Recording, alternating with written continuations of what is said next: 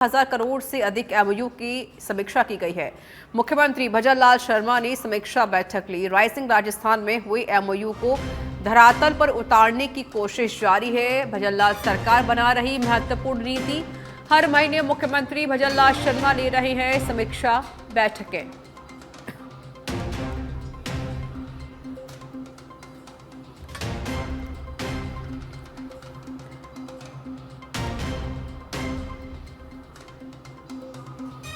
तो मुख्यमंत्री भजनलाल शर्मा ने आज इस समीक्षा बैठक ली। 1000 करोड़ से अधिक एमओयू की समीक्षा बैठक आज मुख्यमंत्री ने ली है।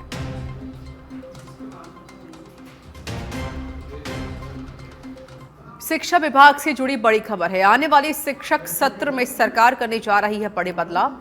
सीबीएसई की तर्ज पर कुछ नियमों को आरबीएसई बोर्ड में लागू करने की तैयारी है। सत्रांक अंक को लेकर किया जाएगा बड़ा बदलाव। 100 नंबर के पेपर में पहले 20 नंबर स्कूल से जाते थे, जबकि परीक्षा में पास होने वालों के लिए 80 में से केवल चाहिए होते थे 13 नंबर। अब स्कूल की तरफ से 20 में से भेजे जाने वाले नंबरों के अलावा 80 में से 40 नंबर परीक्षा में लाने होंगे। हालांकि 40 नंबर से कम अंक लाने वाले अभ्यर्थी भी पास होंगे, लेकिन संबंधित शिक्षक की जवाबदेही तय होगी।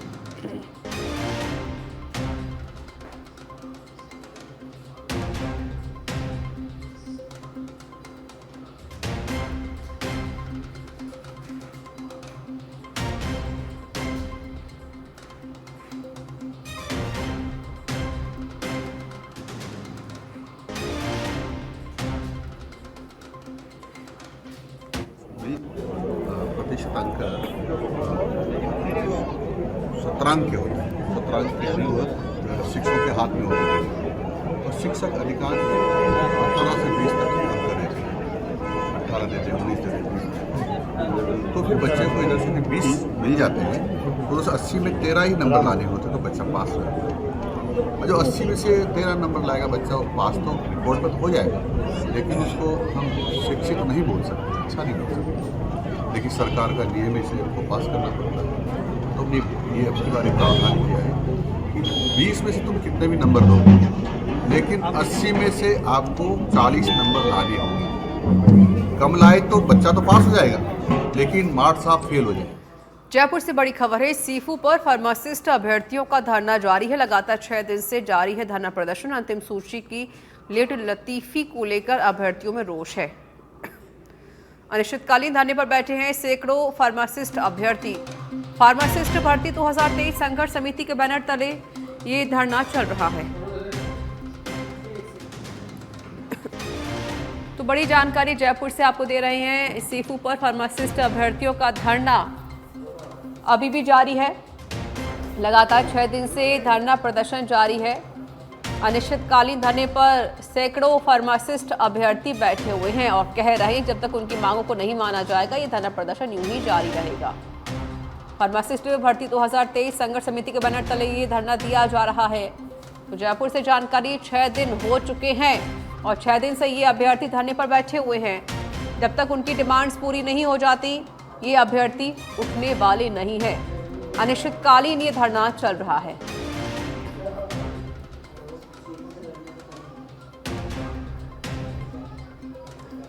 अंतिम सूची की लेट लतीफी को लेकर अभ्यर्थियों में भारी रोष है और ये सभी अभ्यर्थी अनिश्चितकालीन के लिए धरने पर बैठ चुके हैं। जब तक उनकी मांगों को नहीं माना जाएगा, उनकी डिमांड्स पूरी नहीं की जाएंगी, ये धरना यूं ही जारी रहेगा। पहले ही चेतावनी दे चुके हैं फार्मासिस्ट अभ्यर्थी। संवाददाता कुणाल भटनागर जुड़ गए हैं फोन लाइन पर। कुणाल, लगातार 6 दिनों से ये अभ्यर्थी धरना प्रदर्शन दे रहे हैं और कह रहे हैं जब तक उनकी मांगे नहीं मानी जाएंगी प्रदर्शन यूं ही जारी रहेगा। क्या कोई नेता, कोई अधिकारी इस दरमियान पहुंचा उनसे बातचीत करने के लिए? देखिए, आज धरने का 6ठा दिन है दिशा, लेकिन अभी तक जो है कोई भी सहमति नहीं बन पाई है और लगातार जो है सीफू के बाहर इन लोगों ने 6 दिन पहले ही टेंट वगैरह लगाकर, गद्दे वगैरह बिछाकर वहां पर जो है अपने रहने की व्यवस्था कर ली थी, क्योंकि इन अभ्यर्थियों की मांग है, क्योंकि इनको हर पड़ाव पर जो है समझौता करना पड़ा और हर बार प्रदर्शन करना पड़ा, चाहे दस्तावेज सत्यापन की बात हो या फिर अब अंतिम परिणाम जारी करवाने की मांग हो। लगातार ये जो युवा है वो सीकू के बाहर धरने पर बैठे हैं और अभी तक जो है जो सीकू के अधिकारी हैं उनसे कोई सकारात्मक बातचीत जो है इनकी नहीं हो पाई है। यही कारण है कि लगातार 6 दिन से ये जो अभ्यर्थी हैं वो यहाँ पर धरने पर बैठे हैं और इनका कहना है कि जब तक हमारा अंतिम परिणाम जारी नहीं कर दिया जाता तब तक हम यहाँ पर धरने पर बैठे रहेंगे। चलिए, शुक्रिया कुणाल आपका अधिक जानकारी देने के लिए।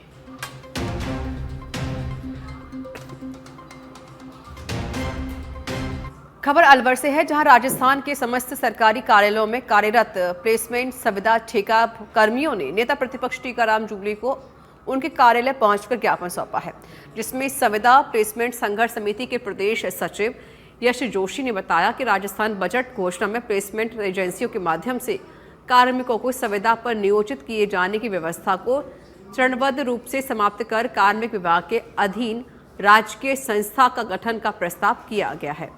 इसकी प्रक्रिया जल्द से जल्द शुरू करवाने के लिए नेता प्रतिपक्ष टीकाराम जूली को विधानसभा में प्रश्न लगवाने के लिए ज्ञापन सौंपा और वर्तमान सरकार राज्य में ठेका प्रथा बंद करे और सरकारी बोर्ड बनाया जाए।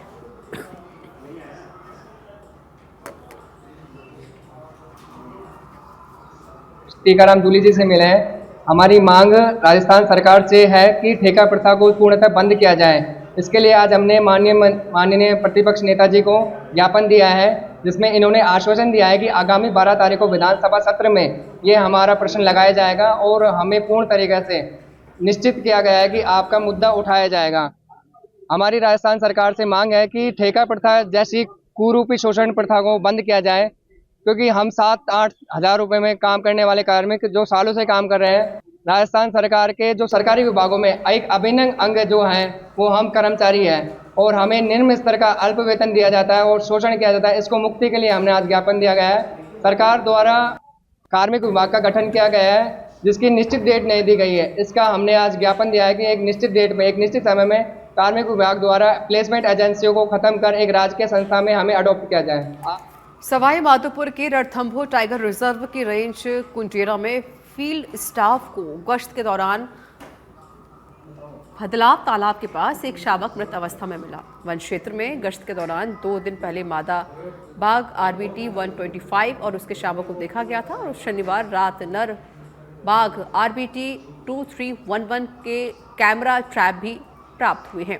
शावक को किसी बाघ द्वारा मारे जाने की आशंका जताई जा रही है। फिलहाल पोस्टमार्टम के बाद शावक का अंतिम संस्कार कर दिया गया।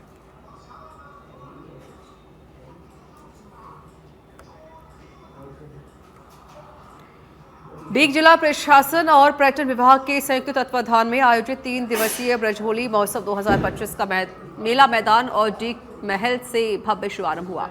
सुबह से ही विभिन्न कार्यक्रमों का आयोजन किया गया, जिसमें ब्रज क्षेत्र की झलकियां दिखाई दी। गृह राज्य मंत्री जवाहर सिंह मैडम ने भी होली महोत्सव में शिरकत की। ब्रज होली की परंपराओं को संरक्षित करते हुए महोत्सव के दौरान आयोजित सभी कार्यक्रम गरिमामय और पर्यटकों को आकर्षित करने वाले रहे। त्योहार पर ब्रज में अनेकों कार्यक्रम विभिन्न गाँवों में, शहरों में भी सब जगह आयोजित होते हैं और उन सबके जीवन में आत्मसात होकर के हमारी युवा पीढ़ी सीखे, उसके लिए राजस्थान की सरकार के द्वारा पर्यटन विभाग और जिला प्रशासन मिलकर के 3 दिवसीय ब्रज महोत्सव का आयोजन करते हैं। आज डीग के जल महलों में ब्रज महोत्सव का आयोजन किया गया है, जहां आप देख सकते हैं हमारे लोक कलाकार अपने वाद्य यंत्रों को लेकर के गायन के माध्यम से होली के गीत रसिया सबके बीच में गा करके अपनी संस्कृति को जीवंत रखने के लिए और परंपराओं को बनाए रखने के लिए यहाँ ये आयोजन किया गया है।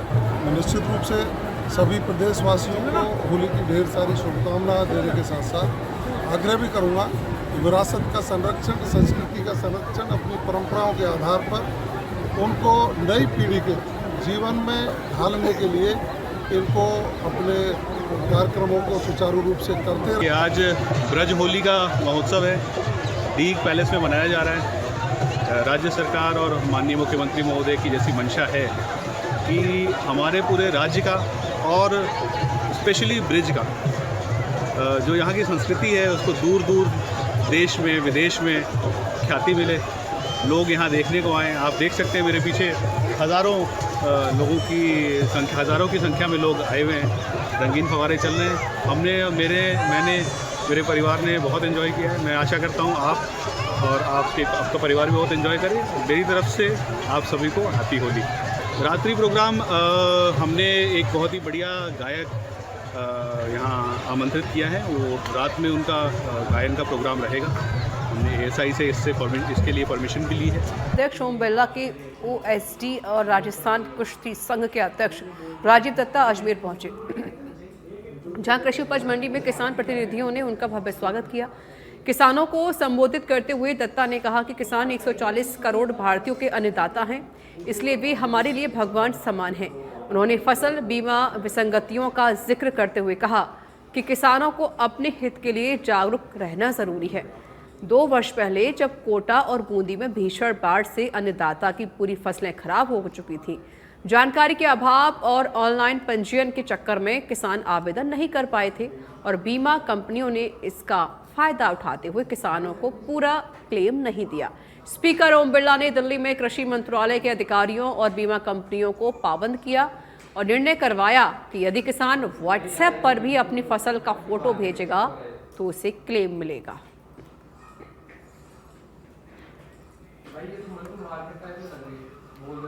पुष्कर के वरिष्ठ अधिवक्ता पुरुषोत्तम जाखेटिया का अंतिम संस्कार हो गया है।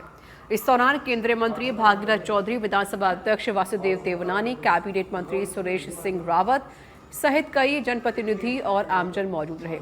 जनप्रतिनिधियों ने पीड़ित परिवार को ढांढस बंधाया और मुआवजा राशि का चेक दिया। कैबिनेट मंत्री सुरेश सिंह रावत ने कहा कि सरकार और प्रशासन पीड़ित परिवार के साथ है। परिवारों के खिलाफ जो आरोपी हैं उनके खिलाफ सख्त कार्रवाई की जाएगी।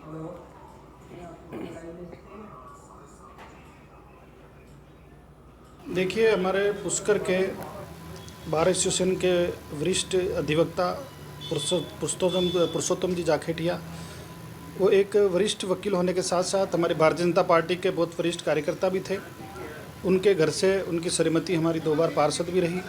बहुत संजीदा व्यक्ति थे और उनकी कुछ आपराधिक प्रवृत्ति के लोगों ने हमला करके उनको घायल कर दिया।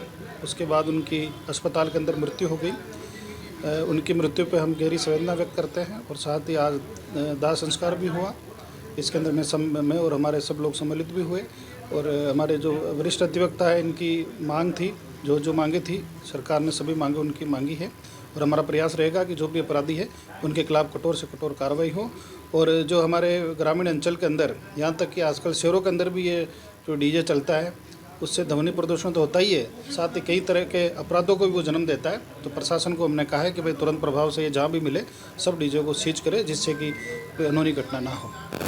अपराध मृत्यु होने के बाद में या अपराध के बाद में आपको कब सूचना मिली, क्या प्रक्रिया? देखिए, जब इन पे हमला हुआ था उसके बाद हमारे जो बार एसोसिएशन पुष्कर के अध्यक्ष है कुलदीप जी पारासर, उनका मेरे पास फ़ोन आया था कि अस्पताल में जब उनको एडमिट कराया तो ऑपरेशन के लिए देरी कर रहे थे चिकित्सक, तो मैंने उनको फ़ोन करके कहा कि भाई तुरंत प्रभाव से इनका ऑपरेशन करिए।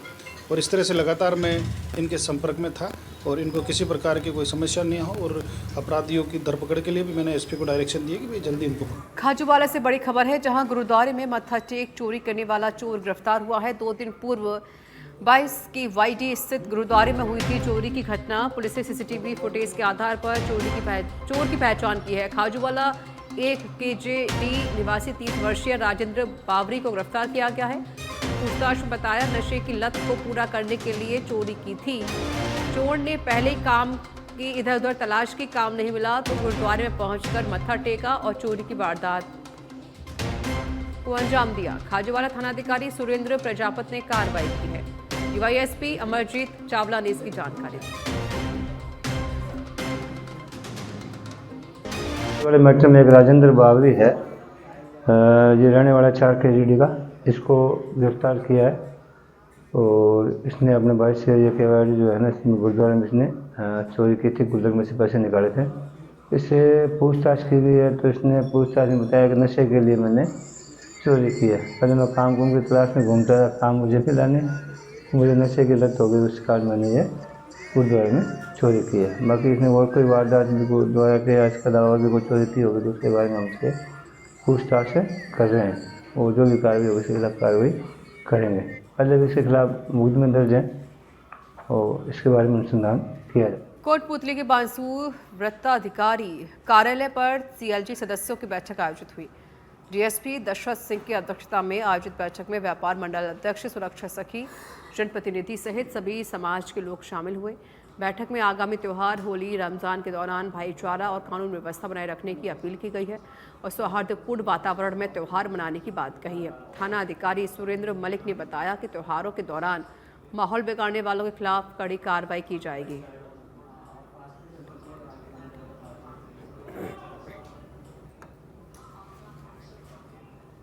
श्रीमान वृत्ताधिकारी बानसूर और मन थानाधिकारी द्वारा सीएलजी मीटिंग ली गई, जिसमें सुरक्षा सखी, व्यापार मंडल और सभी समाज के लोग शामिल हुए और सभी से आग्रह किया गया कि किसी भी तरह से जो अभी फेस्टिवल्स चल रहे हैं, रमज़ान है, होली है, इसमें किसी तरह का कोई सामाजिक जो वातावरण है वो नहीं बिगड़े।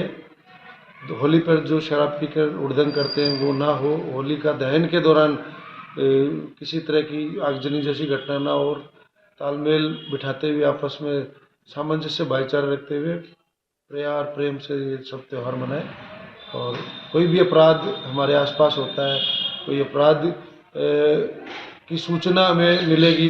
खबर पाली के बाली से है, जहां तहसील नाड़ा में भारतीय किसान संघ की बैठक आयोजित हुई। बैठक में 20 फरवरी को ट्रेन दुर्घटना में जान गंवाने वाले मणिपुर के कार्यकर्ताओं को श्रद्धांजलि दी गई। इस अवसर पर गुजरात से आए भारतीय किसान संघ के प्रतिनिधियों ने सहयोगी कार्यकर्ताओं का विशेष सम्मान किया। कार्यक्रम की अध्यक्षता स्थापना दिवस के अवसर पर हंसराज भाई ने की। बैठक में प्रमुख रूप से पर्वत सिंह जोधाराम, जिला उपाध्यक्ष विनीत भाई, प्रांतीय जैविक प्रमुख बाबूलाल मीणा और गोपालन और डेयरी प्रभारी शंकरलाल मीणा मौजूद रहे। वहीं गुजरात से दिनेश भाई पटेल और मंजू बहन बाबू भाई ने भी कार्यक्रम में शिरकत की। बीकानेर के खाजूवाला में होली के त्यौहार के मद्देनजर सीएलजी सदस्यों की बैठक हुई। डीवाईएसपी अमरजीत चावला की अध्यक्षता में बैठक आयोजित हुई। थानाधिकारी सुरेंद्र प्रजापत ने कहा कि त्यौहार को नशा मुक्त बनाएं, साथ ही उन्होंने रात में तेज आवाज में डीजे नहीं बजाने की हिदायत दी। होली को त्यौहार को देखते हुए और रमजान को देखते हुए सीएलजी और शांति समिति की मीटिंग हमने थाने पे ली और लोगों से शांतिपूर्ण त्यौहार मनाने के लिए उनको प्रेरित भी किया। धौलपुर राम नवमी शोभा यात्रा को लेकर विश्व हिंदू परिषद बजरंग दल के तत्वाधान में सर्व समाज की बैठक हुई। बैठक में हर वर्ष की भांति इस वर्ष भी यात्रा को श्री राम नवमी भव्य शोभा यात्रा समिति के माध्यम से निकालने पर सहमति बनी। समिति में सभी समाजों के नागरिकों को दायित्व पर विचार किया गया, जिसमें समाज सेवी गिरीश गर्ग को शोभा यात्रा का संयोजक बनाया गया है। बैठक में यात्रा के रूट और प्रचार प्रसार को लेकर चर्चा की गई है। शोभा यात्रा के संयोजक गिरीश गर्ग ने सभी सनातन प्रेमियों से अपील की है कि वह शोभा यात्रा हिंदू के गौरव और एकता का प्रतीक है, जिसमें हिंदू समाज के सभी बंधुओं को आगे आकर सहयोग करना चाहिए।